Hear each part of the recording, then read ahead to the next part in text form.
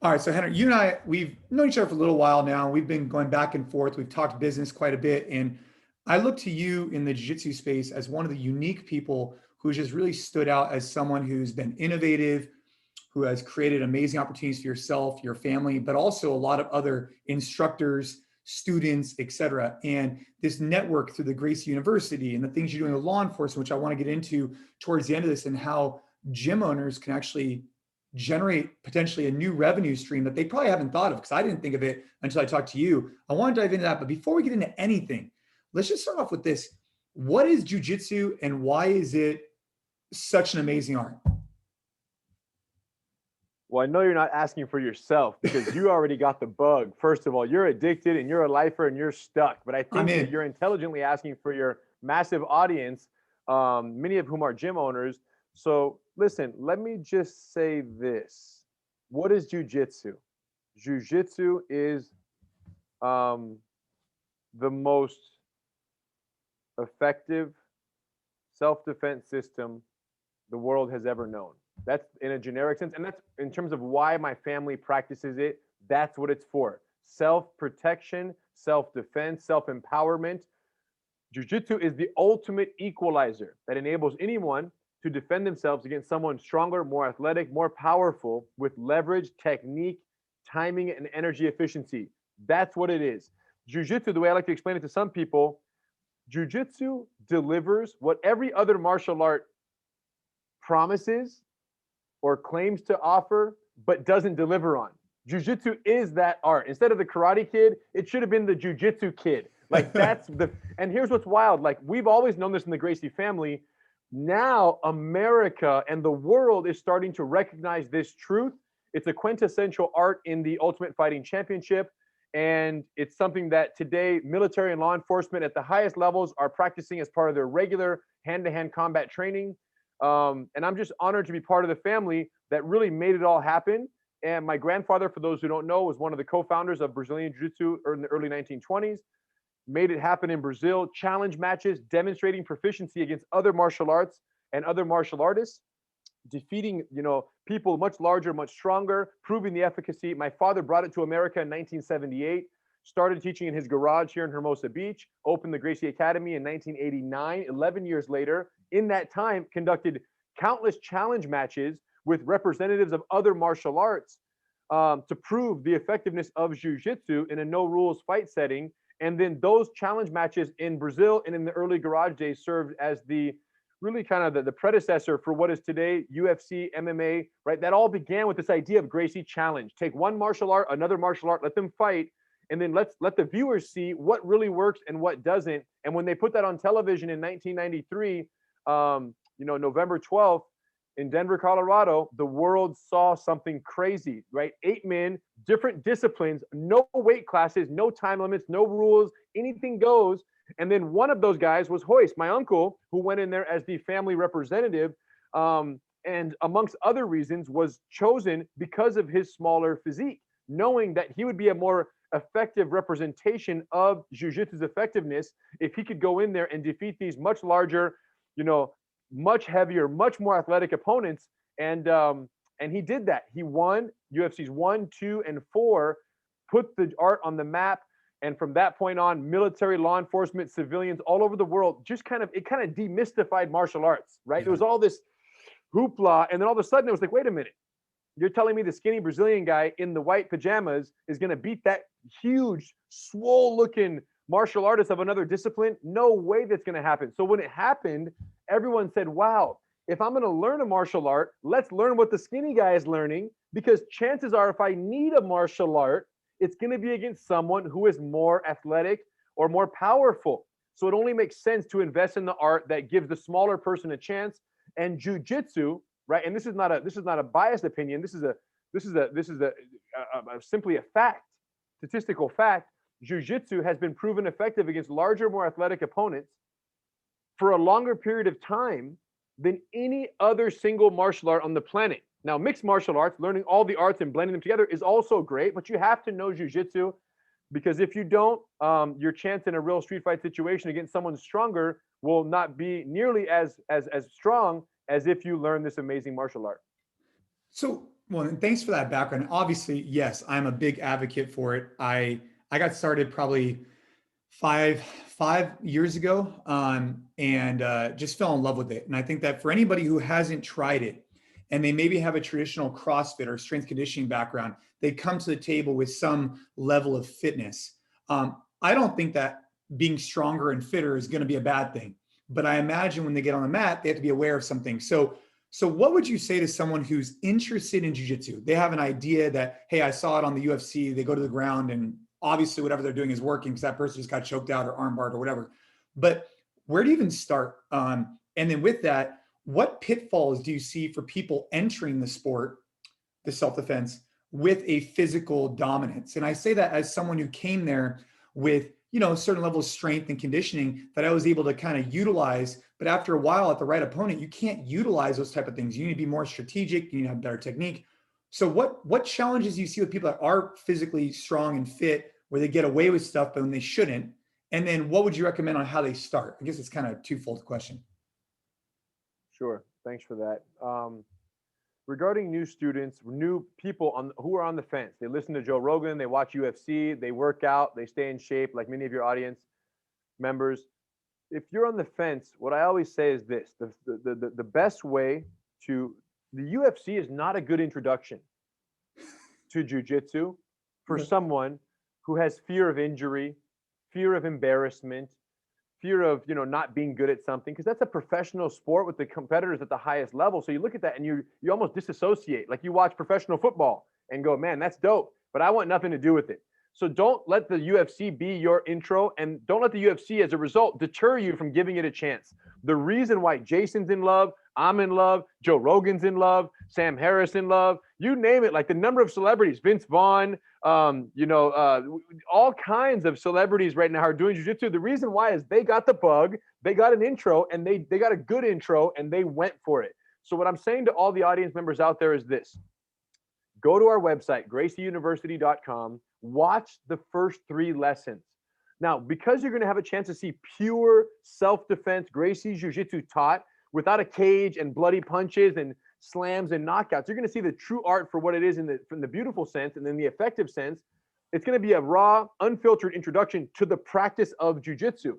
Then you're going to have a baseline of what you should expect, of how this art can be taught in the really reliable, effective, safe way that you would obviously want as a student. Once you see that, then you have a choice to make. You can continue learning online because our systems are all designed for that. Someone can practice in a garage, especially right now with COVID, it's blown up. People are doing it from home.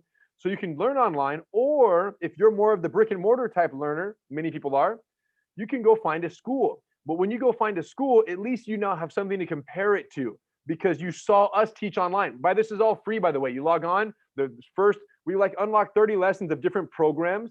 Bully Proof is our kids program, Gracie Bully Proof. Women Empowered is our sexual assault awareness and prevention program for women. You got Gracie Combatives is our beginner co-ed program, 36 lessons, the most important ones for self-defense. So we have all these specific demographic specific programs. Once you have an intro to those, you know what to expect. So then the next step is to locate a school in your area. We have a database on our website of all of our certified training centers, but there's only 180 of those. You might not be where there's one located. So you go into a school and you just make sure that what they're teaching reflects what your interests and aspirations are. And the reason I say that is jiu-jitsu exists heavily as 2 things. It's a very effective system of self-defense for real fights. It is also a recreational sport like taekwondo or judo or wrestling, where it has martial arts connotations to it. But the truth is, the practice is almost entirely sportive in terms of what the goal is in your practice. And you'll hear the instructor talk about this many points or this time limit or this weight class. That's a sport jiu-jitsu filter versus a certified training center where you're going to go there and learn, and you're not going to hear those references. Well, the references you're going to hear are, if the guy tries to punch you from right here, here's what you do. And if they try to bite you, here's what you do. And if the terrain is hard, keep your head up so you don't bounce your head, because it may not be a mat like this. So the discussion is different. So it's important that when you go to a school, if what you're looking for is self-defense, that you ask the right questions and you watch a few classes to say, man, are they teaching something that I could see being directly and immediately applicable in a real fight altercation on the street? Or is what they're doing some kind of codified, modified version of this art that doesn't quite, in my mind at least, I don't see the connection to real life right here. And if that's the case, chances are what you're seeing is a predominantly a sport, jiu-jitsu instructional environment. And not that that's bad. The same reason wrestling and judo and taekwondo aren't bad. But a student should know going into it that there is a difference. And it's important that you know how to identify the difference, because what you don't want to have happen is go look for self-defense, train for 4 years, get a purple belt, and then you're looking around saying, man, I don't feel like if I got in a fight, much of what I know would even translate, which we've had happen a lot to students all over the world. And then they come to us and they're like, hey, why don't I learn this? Why didn't I learn this when I was a beginner? And I say, well, because I didn't choose what your instructor taught you, because I have nothing to do with that. And BJJ is totally unregulated. Yeah. So those are some of the pitfalls. And then for the athletic people going into jiu-jitsu, right? If you're a natural athlete or an invested in athlete, that you put the time, you put the energy, you built your strength and your athleticism and your cardio, here's the problem you're going to face. You are all your life, everything you've done, you've learned that more power and explosiveness and speed will get you better results. And in jiu-jitsu, having that it can be an advantage. But when you're learning the art that is supposed to work with leverage, timing, and energy efficiency and placement and all these beautiful little subtleties that make it effective against someone more athletic than you, when that happens, your athleticism kind of becomes a hindrance because you rely on it at times where you shouldn't. And why is it a hindrance? If I have it, why not use it? Well, because the whole point of jiu-jitsu is to prepare for the time where you're up against someone more athletic than you, right? Imagine if at CrossFit Games, you could defeat all your opponents in a way other than being more physically fit than them. That would be a great, everyone would sign up for that. They would say, wait a minute, what's the hack? What's the hack? How can I win the games without being stronger, faster, and more powerful? Because that's the metric that they currently use to be effective, right? The point is with jiu-jitsu, there are those hacks. But if all you're relying on is power all the time and chasing speed and athleticism, you won't spend the time to invest in the techniques and skill sets that will allow you to be those equalizers against someone more athletic, because you were buried in your athleticism the whole time. So you have to put down your athleticism to build your potential against someone more athletic. Got it. That's a great answer. I feel like I experienced that myself, right? And I get totally what you're saying. So if someone's looking to get into jiu-jitsu, and then I want to kind of shift gears, but just to kind of final note on this, there's gi and there's no gi. Now, with Gracie combatives, with the university for wearing a gi, no gi, you hear people talk about, oh, it's more common outside on the street to wear a gi or not to wear a gi. What is your perspective there? And do you think people should do both? And if they can only pick one, what would they first explore? And I guess my last thing is, even if you are going down the path of sport jiu-jitsu, which I've gone down the path of sport jiu-jitsu, right? Trying to understand the point system, which is pretty complex when you first get into it. It's a little complicated for me to understand at first. If those are the schools, I feel like there's more schools that are focused on the sport side than they are of the combative side. Am I correct to say that? Yeah, you're correct. It's about 95%, I would say, of jiu-jitsu schools are mostly or entirely committed to training sport jiu-jitsu. Correct. So if that was the case, and I do think there's a lot of people who are interested in more of a self-defense perspective, why do you think more have not transitioned towards more of a combatives focused approach? And then what do you like better, the gi or the no gi, and for what reason? Let me do the gi question first. So in Gracie combatives, it's a no gi beginner curriculum. We don't, and here's the key. We wear a gi when we do it in class. You wear the gi, but we're not relying on the gi. There isn't one technique where I tell you, hey, James, grab the collar like this. Yeah. So Gracie combatives, because it's self-defense, we can't rely on any piece of clothing necessarily. So it's not gi reliant, even though we wear a uniform for hygiene reasons in our beginner classes. So that's the distinction there. Now, schools that are all gi or all no gi are bad. All of one or all of the other, bad. Because both training with the gi and training no gi provide unique benefits to the practitioner. Here, we do gi 3 days a week. We do no gi 3 days a week. Like there's just, for the advanced students, we actually wear no gi and we train and we spar with those elements or lack thereof. And the reason why, when you train with the uniform on, your ability to escape, your ability to defend submissions is enhanced. When you train with no gi, two people no gi, you are enhancing your ability to control people and your ability to submit people, because you can't rely on the gi grabs. So both have unique benefits. You understand? And you can't get one, and you can't get one without the other. And it is what it is. Such that people who purely train no gi, if you put them in a gi, they almost hyperventilate and have claustrophobia and don't know how to move. And if they get grabbed, they get all stuck up. They're completely thrown off. And then people who train entirely gi, when you take off the gi from their opponent, they feel like they're grabbing onto a bar of soap. They don't know how to hold the person. So my point is, you have to know how to, your jiu-jitsu cannot be contingent. Your black belt should not be contingent on what your opponent is wearing. That's our philosophy. And that's why we do both here at Gracie University and at all of our certified training centers.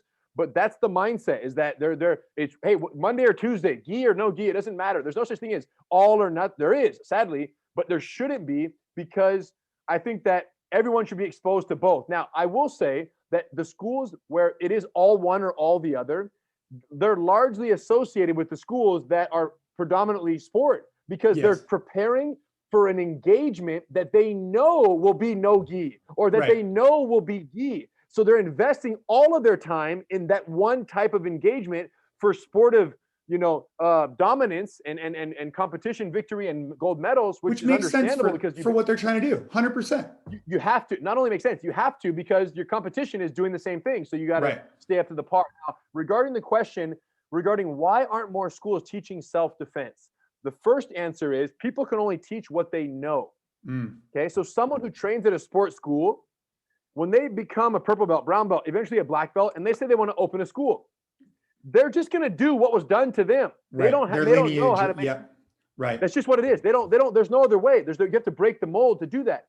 So what people who own schools that focus entirely on sport jiu-jitsu think is that by preparing their students to go compete for a competition for that medal, that the student's going to win the medal, and then that medal is going to make the school look good. And as a result, they're going to be able to attract more students, because the gold medal dominance makes them a legitimate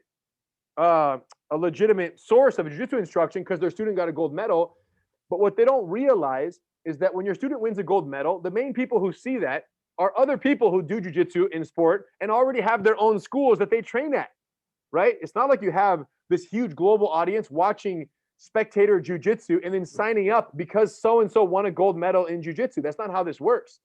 Do you understand? So you're marketing to an audience that already has their own loyalties and their own schools. You're trying to pull from them. When a school teaches for self-defense, they're teaching for what they know the student is coming looking for, right? How many people walk in the building saying, man, when you walked in the first time, you didn't think I want to compete in jiu-jitsu. You walked in thinking, I want to learn jiu-jitsu because I hear it's so effective in a fight. Like, I want to just know how to protect myself, and I want to put my skills and be capable of more than I'm currently capable of. And then over time, you start to realize, wow, so this is what jiu-jitsu is. This is the form that it's taking in my practice here. But most students don't walk in expecting anything other than to be better in a street fight against someone else. So here's the problem. Teaching that environment, teaching in a self-defense environment, requires the instructor to be trained on how to do that, because chances are, if you just go to any other school that doesn't focus on that, you're going to teach the same way that you learned, and you won't be able to break the mold and actually show. And here we are, with pre-COVID, almost 1,500 students, one of the biggest schools in the world of jiu-jitsu, and it's a self-defense focus, and we're teaching men, women, and children from 4 to 74, and they're all having the best times of their life. So there's a larger market. From a business perspective, there's a much larger market of people who want to learn self-defense and who are not going to be competing, which is about usually 3 to 4% of the population. The remaining 96%, that's the population that I want to make jiu-jitsu available for, and create the school and the environment where they're welcome, safe, encouraged, and challenged, but in a way that speaks to them, where so many schools focus on the 4%, and then the remaining 96% are just kind of like grappling dummies or just people to facilitate the growth and aspirations of the 4%. It's funny. There's a lot of parallels between jiu-jitsu and CrossFit, a ton. CrossFit Games really took off, and I was fortunate to be a kind of a part of that launch for the last decade plus.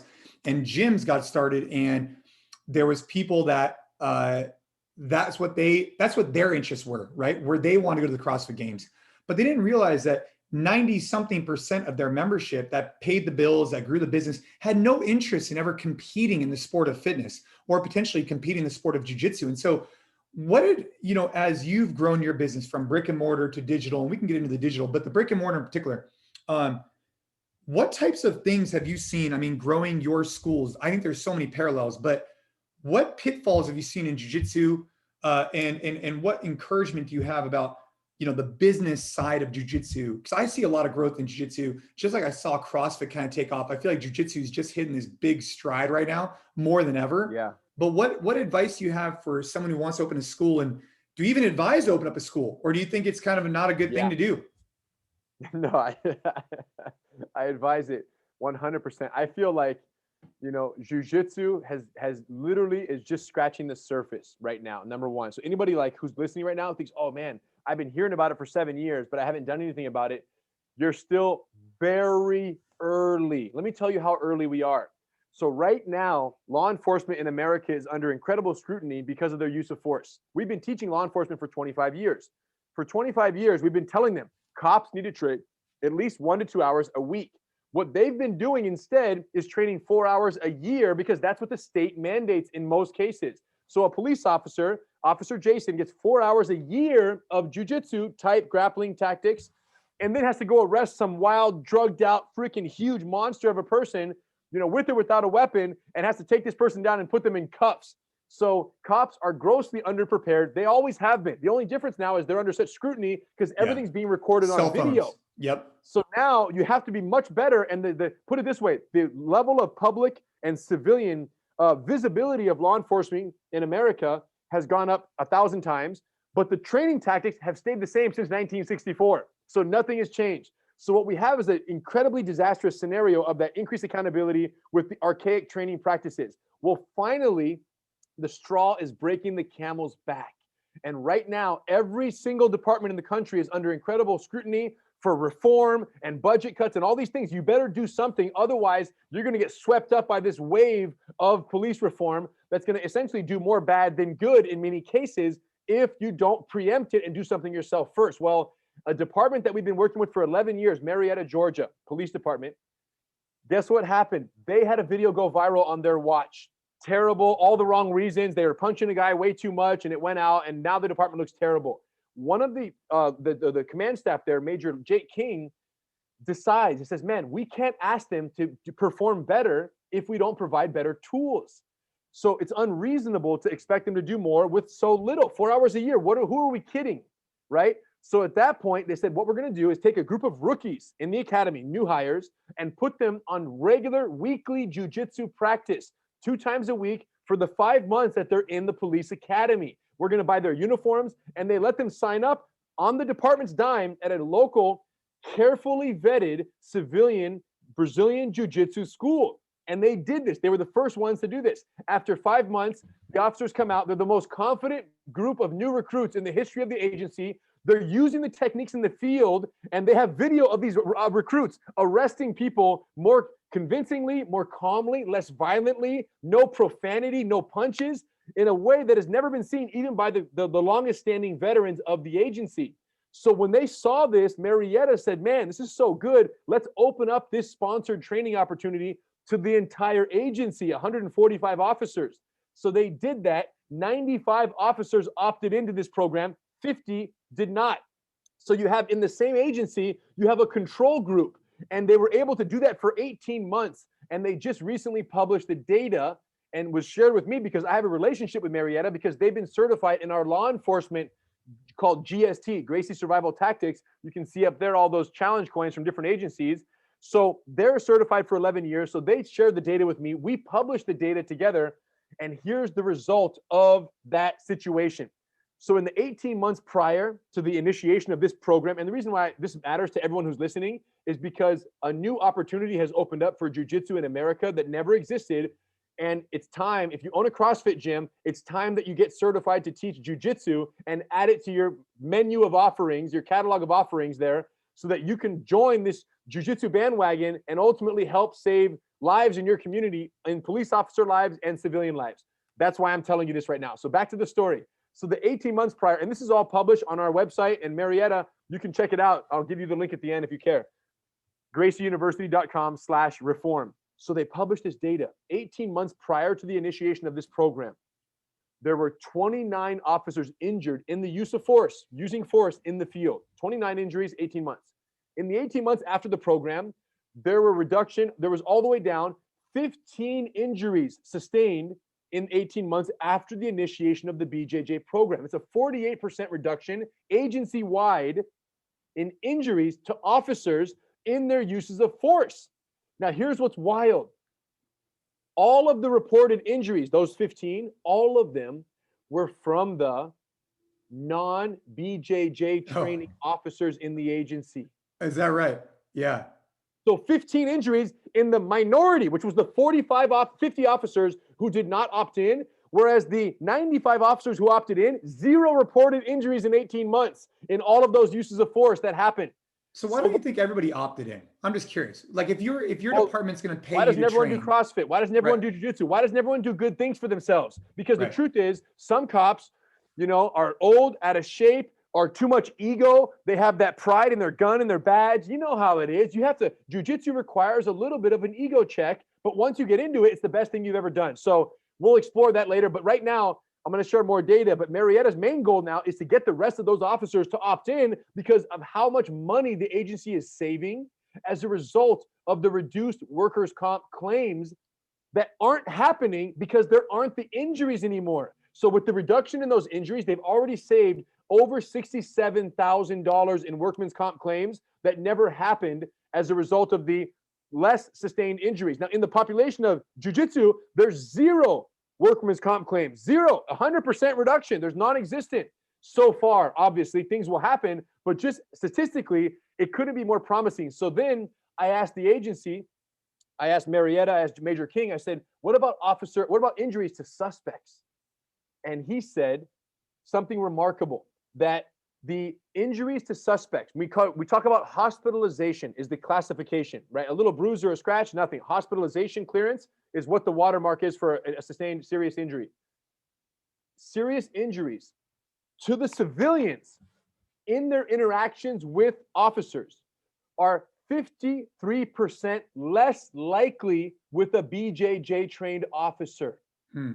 So hospitalization is more than twice as likely when you get arrested by someone who doesn't do jiu-jitsu than when you get controlled and arrested by one who does. Now, Jason, this is not a surprise. No, neither one of these statistics, the injury reduction or the injuries reduction to civilians, is a surprise to you or me because it makes so much sense. A fight for you or me is not a violent, crazy thing. It's just another day at the office. Take them down, control, mount and hip pressure, talk to them, stay calm. We do this every day.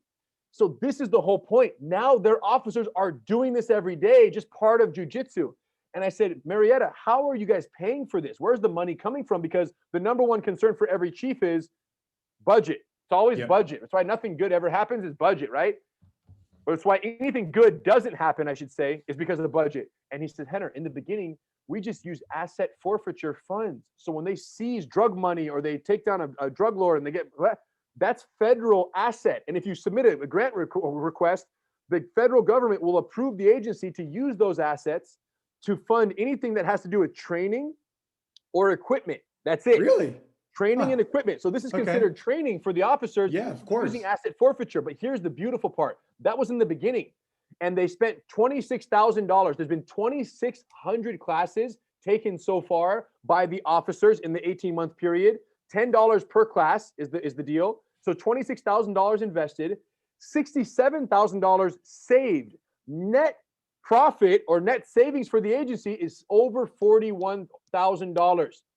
This is the whole point. Because of this equation, financially and injury reduction wise, is why publishing this data was the biggest thing that's happened in law enforcement in the last 100 years. Because now we're getting approached by agencies all over the country who want to replicate this model in a partnership for their officers to train at a civilian-owned jiu-jitsu school on the department's dime. Right. And that so could that be the officers can, yeah, that could be a jiu-jitsu school that's currently operating, right? So this whole Marriott, this whole conversation started because I asked you, hey, what do you think about opening a jiu-jitsu school? And your thing is, I think where you're going with this, there's never been a better time. There's never been a better time to join Team Jiu-Jitsu, because what's happening right now is unprecedented. You've never heard of a police department partnering with a karate school so that the officers can go learn karate, and then the police department will pay their tuition membership. Non-existent, right? Nothing against karate. It's just, this is unprecedented that finally, and it makes sense that it's jiu-jitsu because of the de-escalation, non-violent nature of jiu-jitsu. This is what we're talking about. So anyone who's on the fence of, man, does jiu-jitsu work? Well, for American policing, it's their go-to now for all officers in every country and every agency. This is where we're moving towards. So if you open a school now, you are a potential prospect of someone who could be on the radar, because we're getting approached. For example, in the last couple months, we've gotten over 50 inquiries from agencies that want to partner with civilian schools. Now, Right. in locations where we have certified training centers, it's easy. It's plug and play. We just signed 2 contracts this week, Roswell, Georgia, and Peachtree City, Georgia. So they're coming and they're just happening. So we set up these contracts where we provide uniforms for the agency's officers, one bulk shipment of uniforms, and then they go to class, and then we send them an invoice at the end of each month, and they pay for all the classes that were taken. It couldn't be simpler. So it's unprecedented. It's never happened before. And here's the key. These agencies, they're very skeptical about which jiu-jitsu schools they partner with, because they're sending their officers to go train. And if there are no safety protocols, if it's a sport heavy school, if there's many factors in place that make it not ideal to send government employees to go invest in a skill that's going to matter in the field, if they send them to the wrong school, it could really ruin things. So that's why these agencies are reaching out to us, is because they prefer these partnerships be with certified Gracie Jiu-Jitsu training centers. Number 1, 100% self-defense. Number 2, safe. Beginners in the very beginning, they're not sparring. Many schools, you're sparring on day 1, day 2, day 3. You're sparring in the first 2 weeks, and you don't even know what you're doing. So you're cracking a rib or twisting a finger or bruising your jaw because you don't know what you're doing. It's so common. So with us, we protect the beginners early on. We create that safe initial training environment.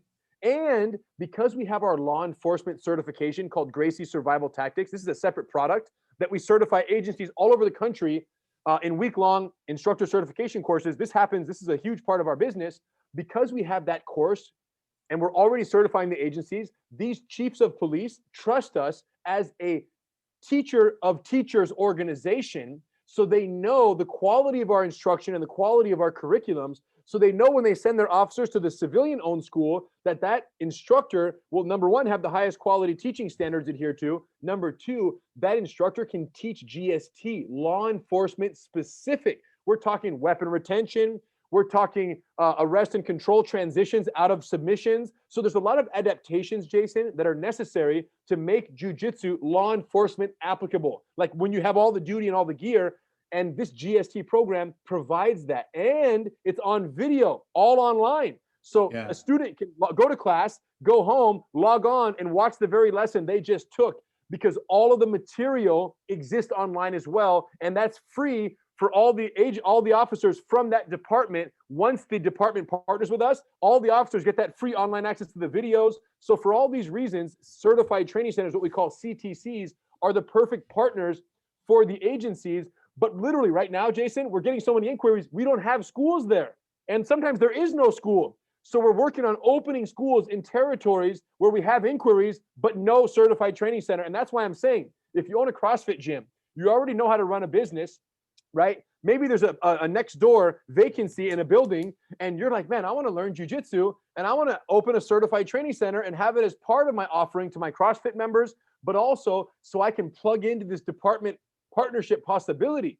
Because if you're not offering jiu-jitsu, and especially Gracie Jiu-Jitsu being the ideal option for these law enforcement agencies, if you're not doing that, you're not even in the discussion.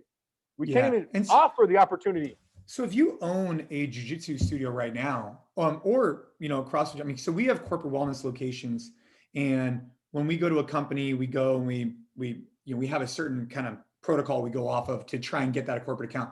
If you were a jiu-jitsu gym and you wanted to go train the law enforcement right now, what would be your initial, aside from working through Gracie, I get that.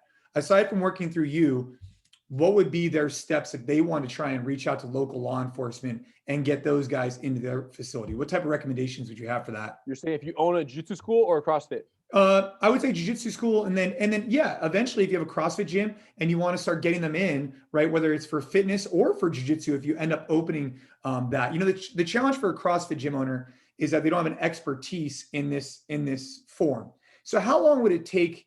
That's the more important question. The previous question the previous question of how do you approach the agency if you're teaching sport jiu-jitsu or if you're running a CrossFit gym, my answer is I have no idea. I don't even know what you're going to sell. Like you're going to tell them you're going to go get their cops ready for the next competition in a gi uniform without consideration for their duty belt. I don't know how to sell what I don't understand. Right. So let's ignore that for a second. And let's talk about what you're implying now, which is what's the process like for a CrossFit gym owner, zero jiu-jitsu experience? What do they need to do?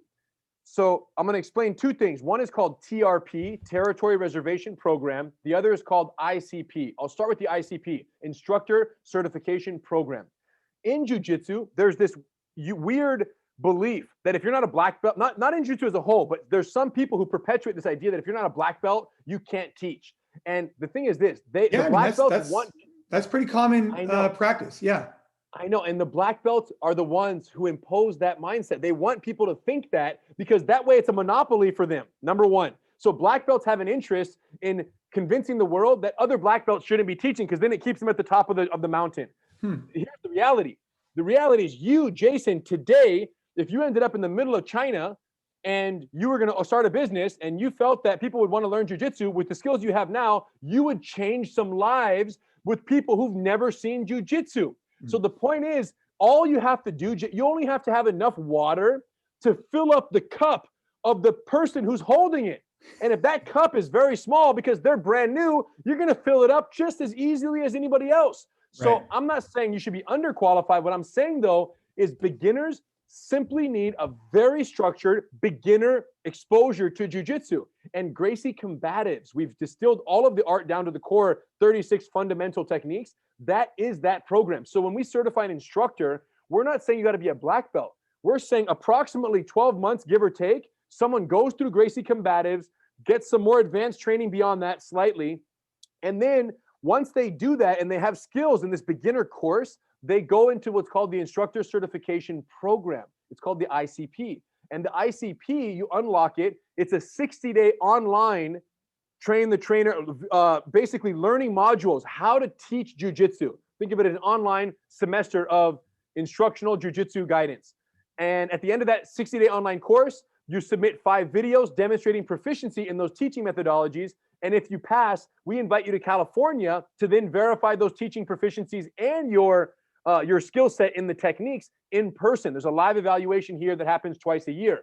But you have to meet those requirements before you come here so that we know that you can meet those requirements. Now, the initial beginner programs that I told you, Gracie Combatives, you can learn that at an existing certified training center, or you can learn it online from home in your garage with a training partner. You guys go through that technique every day. You learn a few techniques. So we've designed it to where someone could go through the training, learn all the material, and complete Gracie Combatives without ever having to come to us in person initially for that initial learning phase, especially when you own a business and it's hard to sneak away for several months at a time. But if you could train in the morning and then run your business at night, you could absolutely make progress towards learning the skill set, the beginner program that would allow you to then become a level 1 certified training center of Gracie Jiu-Jitsu. When you open your level 1 CTC, let's say you graduate from the live evaluation, you go through all the work, you put in all the time. Once you graduate, at that point, you then open your school, and that's when you can start exploring the possibility of these partnerships,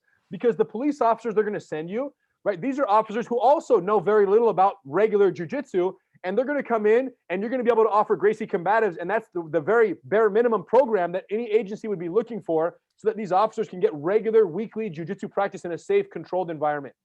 It's interesting. So you bring up this idea of you don't need to be a black belt to coach something. And it's really kind of counterintuitive because you've been taught, hey, only black belts for the most part are coaching, for the most part at most schools, black or brown. And my question is, in CrossFit, it's very similar. It's like, hey, if you have to be really, really good at CrossFit Games to be a great coach, but that's not true. You don't have to be exceptional. You just have to know more than the person you're coaching, and or be an exceptional coach and administrator of information to be able to help that person achieve their goals. And so it's really unique to hear you say, so what level do you think it is? So let's just say you're a year is that like a blue belt level? Would you call that? Yeah. So when they open, yes, our instructors, when they open their schools, will have reached blue belt. Typically a little more than if you're brand new zero, it's more than a year. So I would say closer to a year and a half, but someone will have earned their blue belt in our programs and through our processes before opening their certified training center. That's the general requirement. Now, you said something interesting. Not only do you not have to be a black belt or a CrossFit Games champ, I'd go further. And I'd say just because you're a black belt, by no means should you or can you teach. So the point is, we have to look at the mastery and the competitive prowess and the teachability of the skill as two literally completely separate things. And the students, Jason, they don't care. If I'm a student, I don't care what you can do to me. I care what you can do for me. Right. So the fact that you're a black belt world champion, you can kill me and tie me into a knot is one thing. But if you can't teach me the basics that I can defend myself and my family because you're a competition and you don't understand how to teach self-defense, then what good are you to me for my goals? So not only is it not black belt guarantee, the fact is a black belt, it could be worse than a blue belt who actually has some structure and some guidance. So what this ultimately boils down to, Jason, is two things: curriculum structure and delivery, teaching methods. And those are the two things that we are the masters at: structuring curriculums and certifying instructors, teaching people how to teach jiu-jitsu. No one creates instructors better than we do, even though there's hundreds of world champions and all have maybe their own schools, some more successful than others. When it comes to certifying, creating new instructors to teach jiu-jitsu at a very, we'll call relatively low number of years of experience, no one does it like we do. So much so that I have schools, Apple Valley, California, Johnny Vasquez. We put a video out on him recently.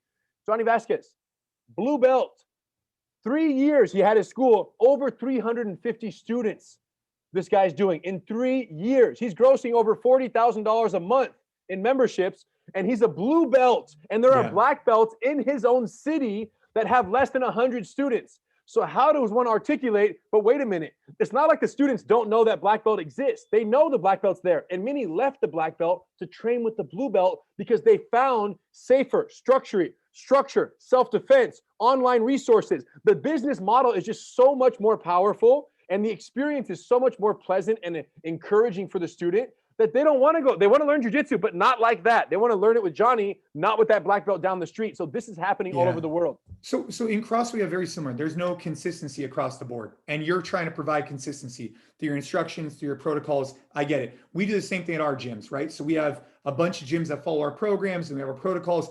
Very, very similar paths, just completely different, BJJ and our fitness side.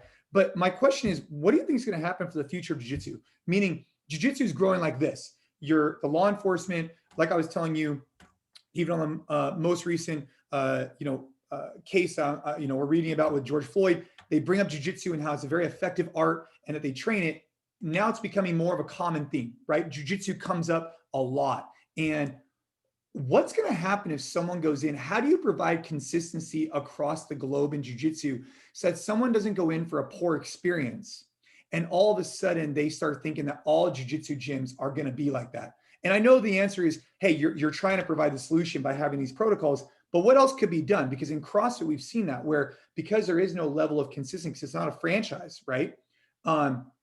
What's the solution for jiu-jitsu? Or is it just, hey, the cream will rise to the top and you just got to put out the best product you can? So I assume you're asking me within the realm of the schools that I oversee myself. Just in general, all schools. Like what would be the thing for jiu-jitsu? No, hold on. We have to have two separate discussions, right? When you talk about jiu-jitsu as a whole, Jason, like any industry, BJJ is the same as karate. How do you control the control of karate? Nobody controls all of karate. It is what it is. Some are better than others. That's why it's so important that within karate, there are certain organizations that stand for something that can ensure a quality experience. It's almost like saying, Rener, how can we assure the quality of hamburgers throughout the country? The answer is you can't. What you can do is start a McDonald's franchise and every McDonald's guarantee an experience. Now, when you said CrossFit, the problem is if they are a true CrossFit school, a licensed CrossFit center, the problem that you've probably seen is even within licensed CrossFit schools, there's no consistency in how people do things. And that's what I'm saying. I'm the CrossFit of jiu-jitsu, except one more piece. There is consistency, there is quality, and there is a certainty. And here's how. I'm going to share something with you that is my secret to how I ensure quality at every one of our certified training centers that CrossFit hasn't figured out, nor has any jiu-jitsu organization, nor has, well, McDonald's is pretty dialed in, but they're a franchise. So listen, here's how. This is how we figured it out. Gracie University is unique. The online university has the online curriculums, and we allow video evaluations for different courses and curriculums. You can video evaluate where we can send you feedback through Gracie University, right? Official belt promotions like blue belt, purple belt, brown belt, black belt, you have to do at a certified training center. But in between those belts, there are opportunities for people to evaluate via video so we can see if they're on track. So our curriculum allows you to grow from home and be verified from home to a great extent. And then at the end of your home verification and solid practice, you go to a school, you get tested, and then if you pass and you meet quality standards, you get your belt, you get your official promotion. This is happening all over the world, right? To the tune of 300,000+ students that we have now in Gracie University online. So here's the key to the whole secret to the whole sauce. When you open a certified training center, if Jason were to open, what city do you live in? Campbell. Campbell. So let's San Jose. Just say San Jose. Yeah. San Jose? Yeah.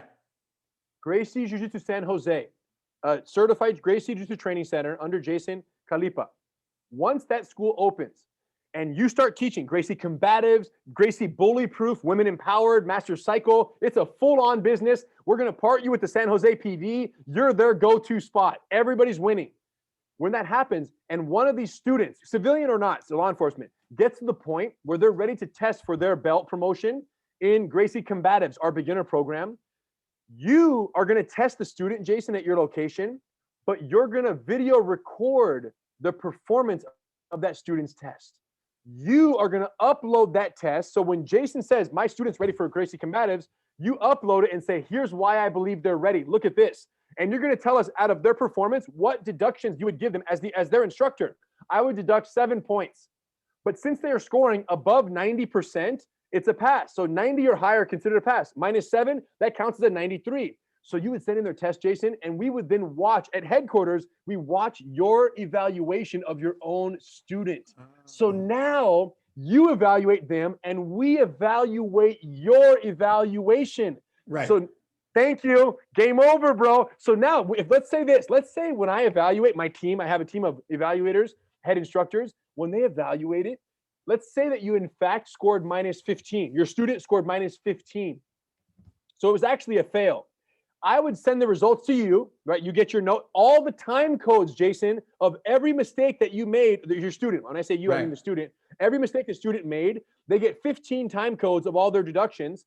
And then I send it back to you. I say, Jason, great work. Here's the 15 deductions. We don't think the student's quite ready yet, but if you review the deductions, you will see several notes that will help improve your instruction so that future students don't make the same mistakes. Right. So what you're doing is you're doing quality control through multiple different steps. And that's a good way to do it. Now, how do you scale? On the front end, Jason, on the front end and on the back end. So when we certify you, we verify you to the heck out of you. Once you're certified, we don't just let you go like every CrossFit gym, like every jiu-jitsu school, like everything. Go, good luck. I hope you teach my stuff correctly because it's no longer my problem. You're doing this on your own from now on. That's not how we run it. From that point forward, we want to see every test that comes through for those beginner students to make sure that the core curriculum is being taught exactly. And here's what's wild, Jason. Because of this constant feedback that happens, once you've submitted 20 tests, think about how much invaluable feedback you've gotten from headquarters on the quality of your instruction and the performances of your students. So you're going to improve as an instructor as more time passes. Where in most other organizations, the more time that passes, the more watered down the instruction becomes. Because you're evaluating the way I'm seeing and correcting that movement ultimately, right? And if I can't see it, how am I going to be able to correct it, right? Like if I'm giving a +1 or whatever it is, right? I need to be able to identify, hey, that's an issue. They're not getting into side control appropriately. When you send me your, Jason, when you send me your evaluation you said minus, what was it? -7. If I said -15, that means there were 8 things that I saw that you did not see. Right. So those 8 are deductions to help you grow, whereas the initial 7 were the deductions to help the student grow that you gave them. Now, you will ultimately go to the student and say, hey, headquarters didn't think we were quite ready yet, but I can see all the mistakes. We're going to fix those in 2 weeks. We'll resubmit in a month, and you're going to be dialed in. And then you move on to the next program, the master cycle. And then it's a whole new beginning. So no one's done this. I'm surprised no one else is doing it. Not really. It's a lot of work. It's an incredible website that, just took 10 years of programming. Yeah. I mean, think about all the work you have. So you have your initial curriculum, your additional curriculum, then they send in you have to have a feedback loop, right? So how are they going to send it in? What team is going to review it? How do you scale that? I mean, I totally get it. So so this conversation's gone in a little bit of a different direction than I originally intended, but what I like about what we were talking about is this idea of scaling, consistency, repeatability, and that could translate into any industry, especially in the fitness space, right? It's so important, especially as you open up more locations if you are a brick and owner member. I want to ask you, you started, you've done a lot of innovative stuff, right? You've really pivoted to digital. You've done a great job. You've been 10 years in the making to create this online platform. I guess my question is, if you're someone who's a jiu-jitsu practitioner, a jiu-jitsu gym owner or a CrossFit gym owner or any boutique fitness, and COVID just happened, and we saw the importance of kind of like this digital footprint. Yours has grown, ours has grown, but our brick and mortar got hit a little bit. I'm sure yours did in some way, shape, or form. What would be the advice moving forward? Would you say that they should try and think about digital, or, hey, let's get rid of what we weren't good at, which was, Zoom? It was a means to an end. We got through it, but now it's time for us to get back into the gym. Or do you think there's still a place for gym owners to have an online presence? What would be your answer to the typical owner? So for someone who has nothing to do with me, right? I think that the world just became 100 times more tech savvy and more tech friendly. The people are more willing to learn through digital than they ever have been. So once the world reopens, there will always be live in-person instruction until the day where you can get a little memory chip and you can have it surgically implanted in your head, and then all of a sudden you're a CrossFit Games Champion or you're a Jiu-Jitsu master. Until that day, the idea of going in and sweating and building a connection with this person and learning to overcome challenges physically, whether it's fitness or jiu-jitsu, will always have a market. Now, one position is, I'm good, like brick and mortar, as long as they're showing up, I'll pay my bills. The other option is, man, knowing that the world is so much more digital, technical friendly, I want a piece of that pie. So however ambitious you are, you're good to go. Now, what I'll say is, for our certified training centers, is that we provide Gracie University online memberships to every member at every certified training center. So it's free. It's part of their membership. So we were perfectly positioned. In fact, when COVID hit and all the schools closed down their brick and mortar operations, many students kept paying their tuition at the school because the online membership was part of their membership, and to support the school and still be able to have online access, which we permitted them to have for free, they still got the membership. Now, what we also did is we stopped charging all of our licensing fees, immediately canceled for every school in the world when COVID hit, so that they could keep all the revenue and we didn't need a piece of that pie. And when we stopped charging the licensing fees, we did not stop giving all their students online access. So we threw them that olive branch, and it saved a ton of schools. And obviously my interest is that they stay afloat long enough to reopen, because they're our schools, right? So we were all about protecting their long-term growth and sustainability. Now, so in terms of the digital for our schools, it's part of the package. Right. So our individual school owners don't have to go create their online websites, because it already exists. And it's already a key selling point as to why someone will join a certified training center, whether it's a civilian or a police department. The online access is a key selling point, why they would do it with a CTC versus a brick and mortar BJJ school, who could say, oh, I don't need online, back to open brick and mortar, it's all good. So if you're too lazy to do it on your own, at least partner with us so that we can do it for you, and you can still have that marketing advantage for your students out there, who certainly will see it as a benefit, because everyone loves to just go there, open up a lesson, watch their techniques, review it during a lunch break. They're in there. Like, it's an incredibly powerful tool that our students take, great advantage of. So now, what I was going to mention earlier, Jason, as well, was the TRP, Territory Reservation Program, that I meant to mention after the instructor certification program. I just wanted to make sure this was in there, because it's a huge deal. We only certify one certified training center, Gracie Jiu-Jitsu, per territory. And generally, it's a 10-mile diameter, 5-mile radius, just, a decent city size, right? We only certify one school per territory. Once a school opens, all other candidates are precluded from opening a CTC. We don't even accept the application. It's a done deal. We used to only allow you to reserve your territory after you earned your blue belt and after you started the instructor certification program.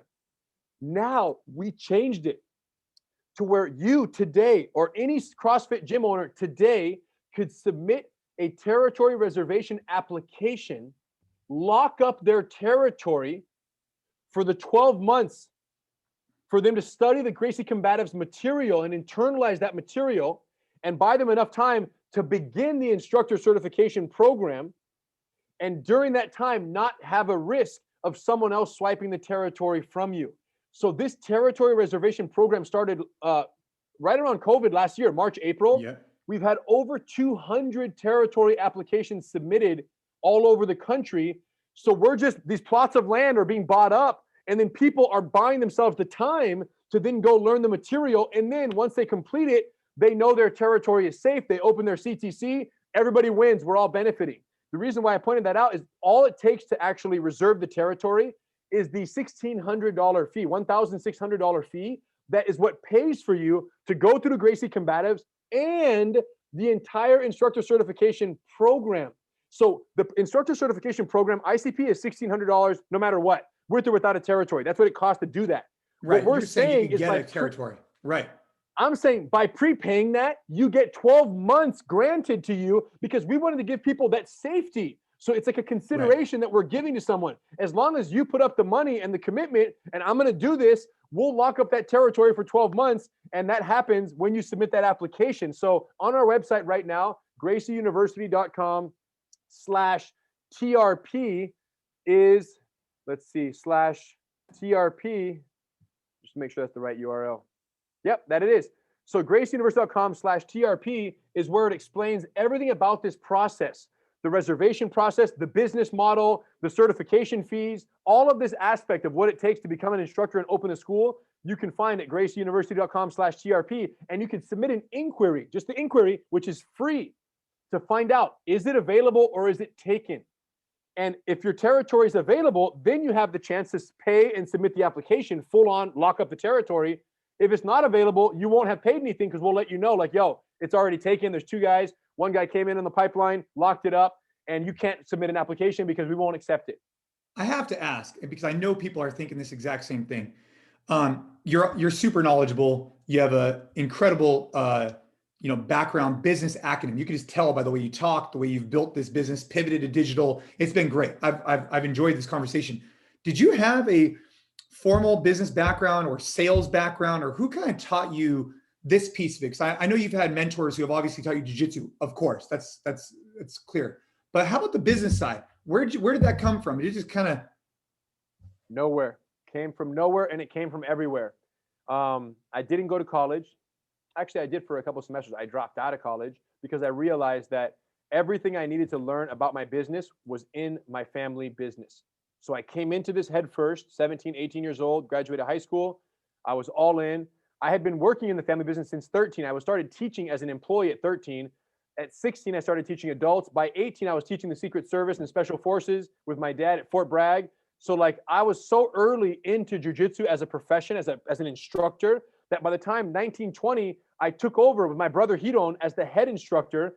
We're now the leaders of a business. And I'm like sitting here in a pre-digital era. We have 225 students. And all I'm thinking is, how come we only have 200 plus students?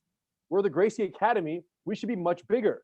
So over the next, several years, we refocus on every branch, digital and otherwise, of the business to identify curriculum design, changing the structure, changing the training agreements, the contracts, how we interacted with the students, the separation of skill levels and programs and kids, and everything got reshuffled from scratch. We redesigned jiu-jitsu over those next several years. And it was so successful that once we kicked it into gear, we went from 225 to over 750 students in 18 months. During that period, it was so expansive, we had to move buildings. And when that happened is when we finally realized we cracked the code. And that was the initiation of, let's start certifying other people around the country and world to run our programs, our proprietary trademarked programs and systems, so that they too can experience the same success. And literally, we never looked back. And here we are, 180 schools later, in about 10 years, give or take.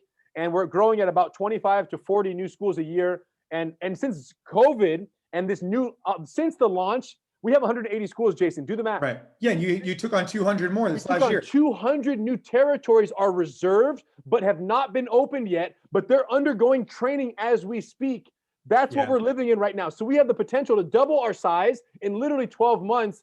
And what I'm telling you is that we're not going to slow down. And if you're a CrossFit gym owner out there and you're like, man, jiu-jitsu, not jiu-jitsu, all I'm telling you is you're missing out on something amazing, but it's not too late. And with the territory reservation program, there's no skill level qualification to start the journey. Reserve your territory. We're going to basically, that's going to sponsor you through Gracie Combatives and through the instructor certification program.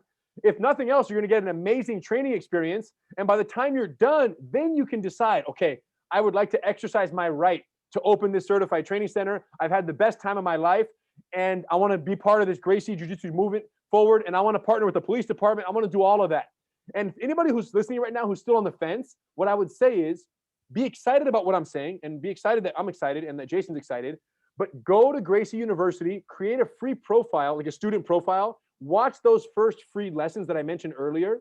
Once you watch the lessons, if they're not the most intriguing, like mentally stimulating and exciting self-defense lessons, or better yet, any lessons you've ever seen in your life on any subject, then cancel everything I'm saying. But if when you watch those free 3 lessons in Gracie Combatives and you go, man, these are really good.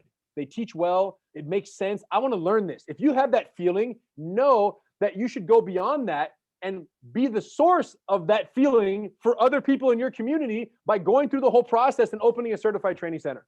Yeah, the timing of this is really interesting because there's a lot of people that have been in the fitness space for a long time, and maybe they're looking for some additional education. Maybe they're looking to get into jiu-jitsu, and you're providing them a solution. What I would say to any gym owner listening is just, listen to what Rener's saying in the sense of like, there's a lot of opportunity with what he's doing at Gracie University. It sounds very enticing, right? Just ensure that if it's not for you, maybe it's for someone else on your team who might be able to go through that process and they can integrate it. Or maybe someone else on your team can take over some of your roles and responsibilities if you're very excited about it. Just be aware that if you're the owner of your current business, you want to make sure that your house is clean before you try and take on more. Just make sure your stuff is good to go, or delegate out and then move forward with additional stuff. And I'm sure with your experience, you kind of get what I'm saying there. So for those who are interested, I know that they could visit gracieuniversity.com. You had mentioned the website earlier. Anywhere else that they could find more information about you, what you have going on, your quick flip, which I want to talk about, but I know that we're time's running out. Where can they find more information about you and everything you have going on? Yeah, so I'm at Rener Gracie. Rener is spelled R-E-N-E-R. So it's pronounced with an H, Rener Gracie. On Instagram, YouTube, we're YouTube Gracie Breakdown is our YouTube channel. Great Twitter channel. is Rener Gracie. GracieUniversity.com. So it's all there, you guys. And then Shark Tank, YouTube, Rener Gracie on Shark Tank. And if you go watch that on YouTube, that'll probably be more impressive than this entire podcast in terms of how entertaining it will be. I invented something very special. I invented a hoodie that quickly and easily converts into a backpack. Literally, it's the most cool invention of all time. And it was an accident. I was at the park with my son. I took off my hoodie. I was about to tie it around my waist. I became so frustrated that I didn't want to do it. And I just felt like I was a cool dad. So cool dads don't tie sweatshirts around their waist. So before I tied it, I was like, man, this sucks. And then I opted not to. And then I went home, and within 30 minutes, I had my first working prototype of a hoodie that turned into a backpack. 15 iterations later, 6 months later, we finalized the prototype. We go to production overseas, and we brought in 5,000 hoodies in December 2017. And at that point, everything is history. We go there. Shark Tank called me in 2018. Did Shark Tank? It blew up, and now it's just the coolest hoodie on the planet. And you guys can check it out at quickflipapparel.com. But watch the Shark Tank episode first. And Mr. Wonderful, I got an offer from Mr. Wonderful. I got an offer from Robert Herjavec, and I got an offer from Lori. And I went with the offer from Lori. But it was a crazy ride, like one of the craziest things in my life. So intense. Shark Tank was real as it gets. You get in there, they don't know anything about you. I went for 45 minutes, and then 11 minutes. They edited it down to 11 minutes. And it was one of the most intense 45 minutes of my life, but it worked, and it put us on the map. And then Quick Flip, our company just blew up after that. And that's my part-time gig. Like, I do jiu-jitsu, I run Gracie University. Quick Flip is just something that accidentally happened, but now it's turned into a monster such that we're licensing the technology. We have a hoodie coming out in the Disneyland parks for Marvel Avengers. which is a crazy hoodie that turns into an Avengers backpack that they just designed. I just got prototypes of. So it's crazy. Everything's crazy. I love it, man. Well, keep doing you. I love watching some of your Gracie breakdowns. I like watching everything you have going on with that. And I'm excited to hear what type of owners look at this opportunity as something that they're interested in. I think that, it's our job, this podcast in particular, and as we navigate moving forward, to create opportunities for them. And I think you just brought one to the table. So appreciate you, man. I hope you have a great day, and we'll be in touch soon. Thanks, Jason. Keep up the great work, man. We'll see you soon. Next time you're down here, we need to roll. Let's do it.